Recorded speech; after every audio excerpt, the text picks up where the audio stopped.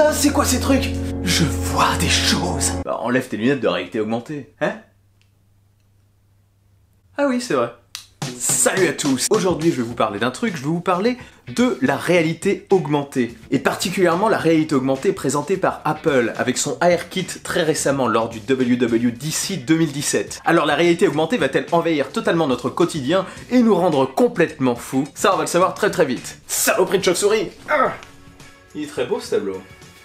Un Van Gogh, non? Tout d'abord, la réalité augmentée n'est pas une innovation d'Apple, c'est pas eux qui l'ont présenté en premier. Faut savoir qu'il y a quelques temps, il y a Microsoft qui a déjà présenté la réalité augmentée à travers ses HoloLens, un casque qui vous permet de générer du virtuel, des hologrammes en réalité augmentée autour de vous, à travers les lunettes. Le problème, c'est que ce casque est très très cher, il n'a pas du tout démocratisé la réalité augmentée pour les particuliers. C'est une belle avancée, mais peut-être trop complexe pour être utilisé par un maximum de personnes. Et pour que ça marche, la réalité augmentée, il faut forcément qu'il y ait un intérêt financier derrière. Donc plus il y a de monde qui peut l'utiliser, plus on gagne de pognon. Facebook a également récemment dévoilé quelque chose concernant la réalité augmentée, c'est tout simplement un store de réalité augmentée intégré à son réseau social ou dans Messenger, je ne sais plus trop. La présentation était déjà assez bluffante, je trouve qu'ils avaient bien avancé sur le secteur, mais je pense qu'ils ont un petit peu bâclé le truc en présageant qu'Apple allait présenter quelque chose lors de sa conférence destinée aux développeurs de juin dernier. Et ce fut le cas, Apple a dévoilé quelque chose, a dévoilé tout simplement un kit de développement, le ARKit,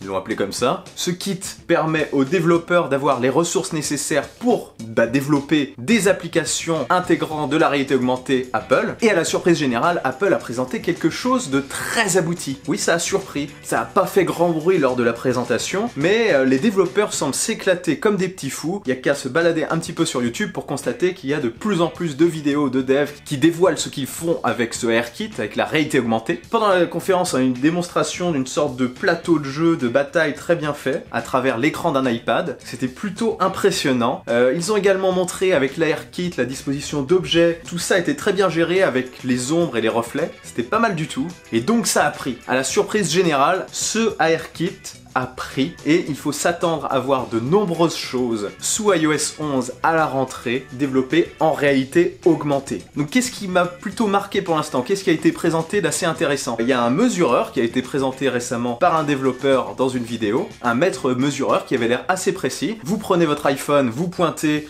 un meuble, un objet et vous pouvez déterminer la taille de celui-ci de manière assez précise, ça détecte vraiment l'objet dans l'espace. Il y a une vidéo aussi assez drôle avec un homme qui positionnait dans l'espace, en se baladant dans son bureau, des chats astronautes, comme ça il avançait progressivement, et ce qui était assez bluffant, c'était pas le graphisme du chat astronaute, mais bien le fait que ce chat positionné à plusieurs reprises, à plusieurs endroits pour faire une sorte de chemin, je sais pas si vous me suivez, dans son bureau, était sauvegardé sur une très longue distance, ce qui pouvait permettre de remonter le tracé dans le sens inverse, et ça c'était assez bluffant. Et il y en a même un qui s'est amusé à reproduire Minecraft en réalité augmentée dans son jardin et également chez lui, avec la pioche et tout. Donc il se baladait carrément lui-même dans Minecraft. Assez intéressant ça aussi. Il faut savoir qu'il y a sûrement des grands groupes qui travaillent également sur la réalité augmentée d'un point de vue commercial. Je pense notamment à Ikea qui travaille avec l'ARKit pour nous permettre à terme d'essayer les meubles de manière assez précise chez soi, de les positionner, de faire sa petite déco avant de passer commande.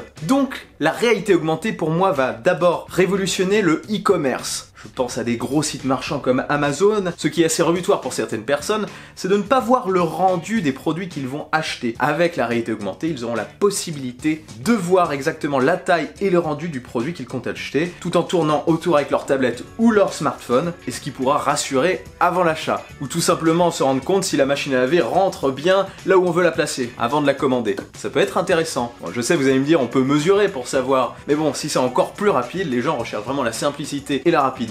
Si vous pouvez directement la positionner chez vous de manière virtuelle et voir si elle passe, ça peut faire mouche. Là où on retrouvera également de la réalité augmentée de manière assez insistante, ça va être sur le domaine du jeu. On peut imaginer un nombre incalculable de jeux, imaginer des plateaux de jeux virtuels, chacun a son iPhone l'un en face de l'autre et joue ensemble sur une table. Il y a d'ailleurs eu des démonstrations comme ça avec des jeux d'échecs ou d'autres jeux virtuels. Je pense notamment à des jeux de cartes, ça peut être intéressant pour des jeux de cartes proposant des animations. Imaginez un Hearthstone en réalité virtuelle par exemple, avec les personnages qui s'animent. Ça pourrait être utile également pour des outils de mesure etc.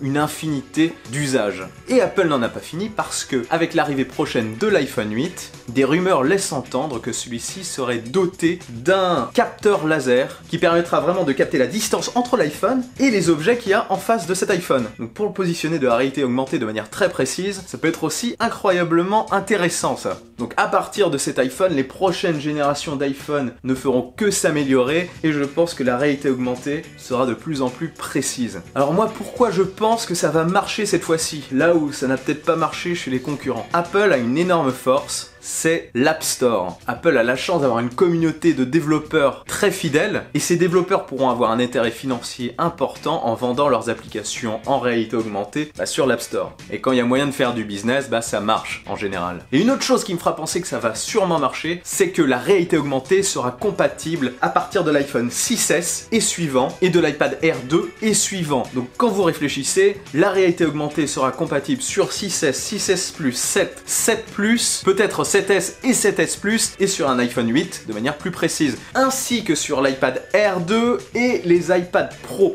Donc forcément fort intéressant pour déployer la réalité augmentée à côté de ceux qui veulent vendre par exemple des casques de réalité augmentée que les gens doivent d'abord acheter. Ils doivent d'abord être convaincus que ça marche, l'acheter et tout le monde ne le fait pas, donc ça a plus de difficultés à marcher. Ainsi, il y a de fortes chances qu'Apple démocratise la réalité augmentée. Mais rassurez-vous, les concurrents voudront également leur part du gâteau et ne leur laisseront certainement pas ce marché. C'est d'ailleurs très bien pour nous, la concurrence est toujours très bonne pour le consommateur, ça va permettre dans cette petite guéguerre sur la réalité augmentée d'avancer à pas de géant. Je pense qu'on retrouvera certainement Google, Apple et Facebook sur ce marché. Bon, il y a aussi des rumeurs qui parlent de développement secret de lunettes de réalité augmentée de la part d'Apple, donc dans leur petit labo, là ils sont en train de travailler là-dessus apparemment, mais bon, pas avant 2019-2020, ce qui nous laisse pas tant de marge que ça au final. Vous allez me dire, mais ça a déjà été fait, regardez, les HoloLens déjà, ouais, c'est un petit peu un casque quand même le truc. Et les Google Glass, mais oui, les Google Glass c'était un petit peu de la réalité augmentée à travers des lunettes un peu futuristes. Oui, sauf que les Google Glass n'avaient pas du tout un look passe-partout, on avait plus l'impression d'être un extraterrestre en portant ça, donc ça n'a pas spécialement pris. Mais ici on parle d'Apple, Apple qui est plutôt fasciné par le design et donc qui travaillerait sur des lunettes de réalité augmentée avec un design de lunettes classique. Et oui, des lunettes passe-partout. Imaginez des lunettes comme ça de réalité augmentée quoi. De simples lunettes, ça serait incroyable. Ça permettrait de se passer directement de son smartphone, ça serait beaucoup plus pratique, beaucoup plus facile à utiliser par tout le monde. Plus besoin de regarder à travers un écran et en tournant autour de soi, vous n'auriez plus qu'à mettre vos lunettes. Bien sûr, je pense muni de votre smartphone en même temps. Vous pourriez placer par exemple un canapé que vous souhaiteriez acheter et vous n'auriez plus qu'à observer directement à travers les lunettes. Donc comme s'il était placé là, directement. J'y crois un moyen pour l'instant, ça me paraît un petit peu tôt 2019-2020, mais bon, ne sait-on jamais. Ça serait incroyable. Et en plus, ça se tiendrait parce que Apple a déjà un pied dans la mode avec son Apple Watch, plutôt que de faire une montre essentiellement geek qui ressemble plus à un smartphone sur le poignet qu'à une montre, ils ont plus décidé de faire quelque chose qui ressemblait à une montre. Bon, donc je pense qu'il partirait là-dessus avec ses lunettes de réalité augmentée. S'il sort ça avant les autres, il pourrait enfin redire « Ceci est une révolution », parce que ça fait longtemps qu'il n'y a pas eu une vraie révolution chez Apple. Donc voilà la stratégie pour démocratiser la réalité augmentée. Beaucoup de personnes ont un iPhone 6S ou plus, chez Android ça sera certainement pareil. Je le disais d'ailleurs dans une précédente vidéo où je parlais de la réalité virtuelle et de la réalité augmentée. Pour moi, il était certain que la démocratisation de la réalité augmentée passerait par le smartphone. Eh bien, c'est vraiment la route qu'il semble prendre. Conclusion, on va devenir complètement barjot. Enfin, pas moi je vais pas devenir barjot. Enfin, peut-être. Il va y avoir toutes sortes de faits divers avec des gens encore qui vont tomber des falaises, comme pour Pokémon Go, là. Moi, ce qui me fait peur un petit peu, c'est sur les très jeunes. Les très jeunes, ils vont se croire vraiment dans un monde virtuel. Je sais pas comment ils vont réagir face à ça. Bon, en même temps, quand on était petit, on regardait déjà la télé avec des trucs virtuels qui n'existaient pas, donc c'est un petit peu similaire, mais de manière pseudo-holographique. Voilà, j'ai trouvé le temps de vous parler de ça. C'était une petite vidéo comme ça pour parler de l'avenir de la réalité augmentée chez Apple. Je pense que ça va vraiment se démocratiser, comme je vous l'ai dit. J'ai hâte de tester ça et de voir ça à la rentrée. Ça va être incroyable. Voilà, je vous laisse me dire ce que vous en pensez dans les commentaires. Si vous avez des questions, laissez aussi un commentaire, je vous répondrai. Et si cette vidéo vous a plu, et n'hésitez pas à vous abonner à la chaîne. Allez, salut! C'est pas de la réalité augmentée, mais vous pouvez regarder mes autres vidéos qui s'affichent sur l'écran en ce moment. Et vous abonner à la chaîne en appuyant sur le rond.